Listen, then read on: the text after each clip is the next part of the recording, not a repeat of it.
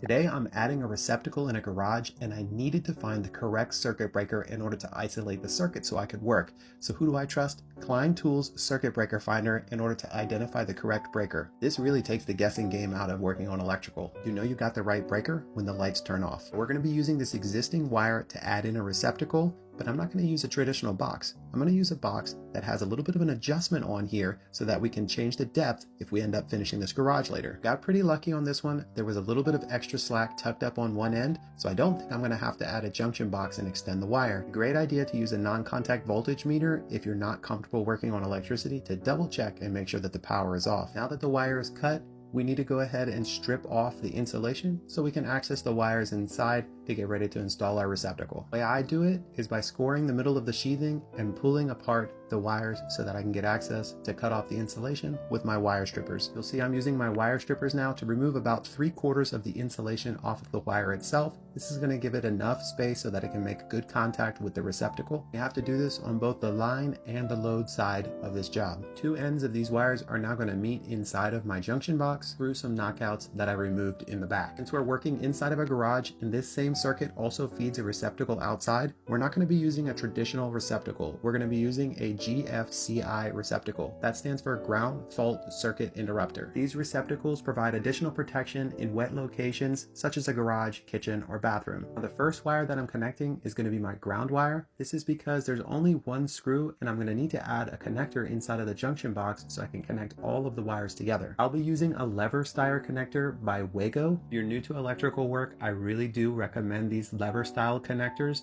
They're pretty much foolproof. Can't tell you how many times I've seen loose wire nuts behind a wall, and this is going to solve that problem, but they do come at a price. Now on the receptacle, I'm using the connections on the back of it, and then I'm just tightening them down with the screws. On a GFCI circuit, you want to make sure that the line side is the one that's coming from the breaker, and the load side is what's going downstream from the circuit breaker. I'm adding in a staple with my hammer here so the wire doesn't move behind the wall, and I'm using one of my favorite screwdrivers, which are available on my Amazon store, to tighten everything down. Now it's completely normal for the GFCI receptacle to be tripped when you first turn power onto it. That's how they come. You need to reset it and then test everything. If you learned anything today, hit the follow button. I'll be installing a security system on this same receptacle if you want to stay tuned.